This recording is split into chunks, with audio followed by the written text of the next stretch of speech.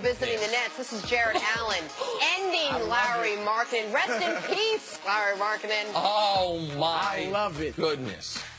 Larry Markkinen's had a good year, a lot better than I thought he'd be coming out of Arizona. But this is now. Chris Carter, my partner, would say Markkinen didn't get dunked because he didn't contest. He got dunked. Thank you, Chris Broussard. I don't know where in Middleton, Ohio. Grizzlies, Celtics, Kyrie with the Cavs. A reminder: he's good at basketball. Still bad knowing what shape the Earth is. He lost the ball there and then went and got it. I was gonna say you don't see it there, but Nick, I want your opinion because I've said on record best handle in NBA history. No question about it. Oh, okay. No question I thought about you weren't it. gonna give Kyrie. No. The best ball handler I've ever seen. Finally, Isaiah Thomas. This is exactly how he drew this up. What? Just the exact way he said, they're going to go here, and then right there. I mean, Hannibal Buress tweeted this out and accused Isaiah Thomas of shaving points. Now, I don't think he's shaving points, but what was he thinking here? What was the plan? I mean, what do you say about that? And by the way, look at the shot clock, because even if the pass is connected, it's a shot clock violation. Like, even if he catches it, it's going to be a shot. That's a good point. I don't know what you're doing, IT. Neither does IT. New topic, the Cavs. Spoiler alert. They're the new topic, the old topic. They're all the topics lately. Cleveland hosting Nets tonight. On Sunday, they fell to the Spurs despite 33 and 8 assists out of that guy, LeBron. Cavs offense seemed a little stagnant at times. Yes, they are 3-2 since getting the new guys, this new team sort of together. But also, yes, this offense can step it up a notch. Head coach Ty Lue's got some thoughts on that. I thought today was a good day, a good teaching day. Was able to add some more stuff offensively because, right now with only 2 or 3 practices, we're predictable offensively, and teams are kind of sitting on and taking advantage of that. But, just continue to keep playing with pace. I think offensively, turning defense to offense. And today we added about 6 or 7 more sets out of elbows. So we just got to continue to keep, learning on the fly, and just keep sticking with it every day, and just keep, making sure guys are learning.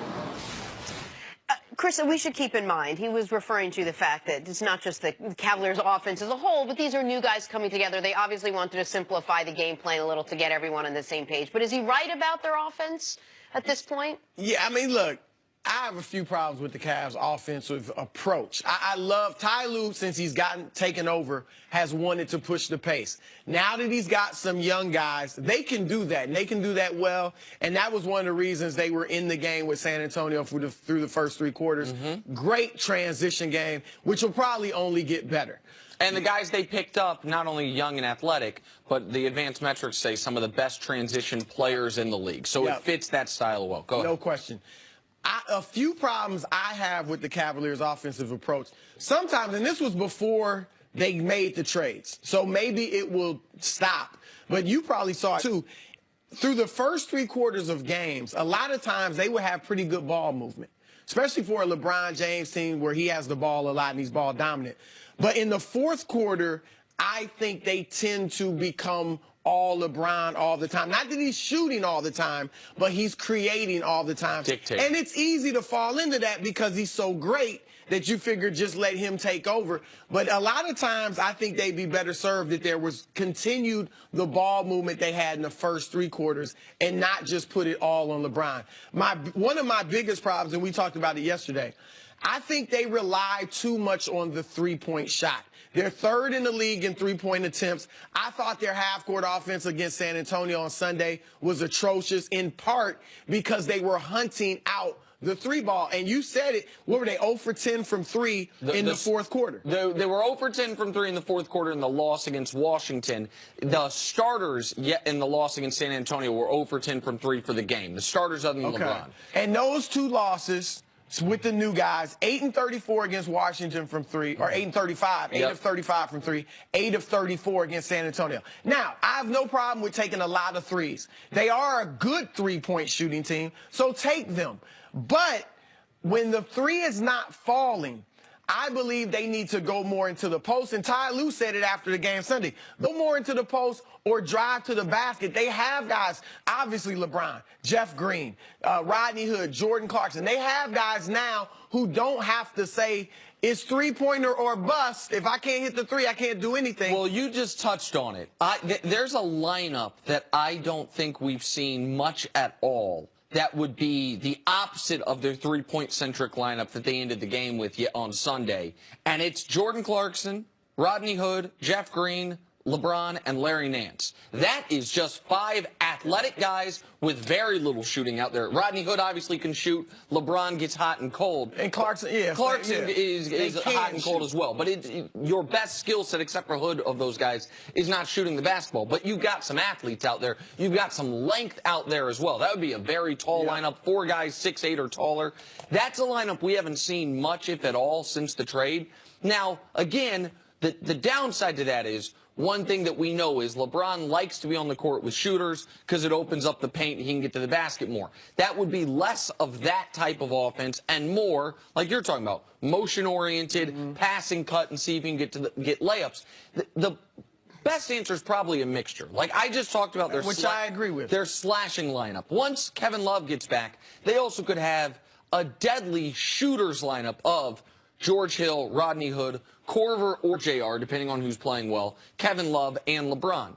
But maybe what the best lineup once Kevin Love gets back is a little bit of each. Hill and Hood, Love, LeBron, and Larry Nance. There you've got it. Larry Nance can do a high pick and roll and go up you for got alley-oops. no love for JR. He hadn't been in any of your lineups. JR actually on an individual level he's my favorite human being on the Cavs. I really like JR. Like JR personally, I really like him. He's had a good. He's a streaky. And he's been good for 10 days in the last year. So he's like the definition of a streaky. if he gets back on hot, then he could actually be a good mixture because he can get to the rim and he can shoot threes. But right now he hasn't been that guy. Piggybacking off what you said, is there a sense that when the three doesn't drop for this team, they become LeBron-centric?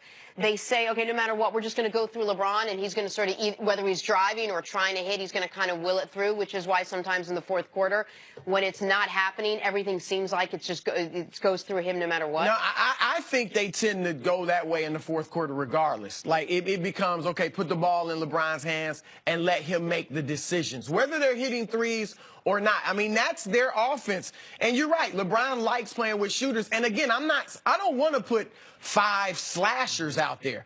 My only point is when the three is not falling, look to something else. Look to the post. Look to having guys cut so LeBron can hit them with backdoor passes, or when he's driving, a guy's cutting, he can give him a pass when he draws a double. Well, and if you watch the games, or if you just look at the numbers, LeBron assists on three-pointers more than any player in the league, more than even James Harden. Over the last few years, the only player who's been cumulatively ahead of him on assists on three-pointers is James Harden. If you think about the passes LeBron makes, aside from an alley-oop to Tristan Thompson to finish at the rim, it's almost always LeBron is driving and finds an amazing how did he wheel that pass around to a three-pointer. When we see an assist lead to a dunk for the Cavs, that assist is almost always given to LeBron James. Like, he's the one dunking it. You understand what I'm saying? Yeah. Very rarely do LeBron's assists end in layups because he's the one driving, the defense is collapsing, he's hitting guys for threes. And I think what happened against San Antonio and what happened against Washington was a little chicken and the egg situation. Once LeBron came back in the game in the fourth quarter, they were three heavy. They missed them. Therefore, they got down a significant amount. It's like, okay, now we have to rely on the three. And I just think a couple shots here and there can change that. But the last 3 games, the new guys are shooting 27% from three. And they haven't adjusted, which is your point. Cavs and Nets tonight. We'll see if they can refine the three-ball. Nets? You said Nets? Yeah, that's what I said. The Nets had a terrible win last night. Find it or Poor not. Nets, bad win against Chicago last night. They give you no love. They give you no love, Nets. No love. Coming up, a new twist in the Kawhi Spurs drama. That's next on First Things First. Popovich, a little mental warfare. Might have worked.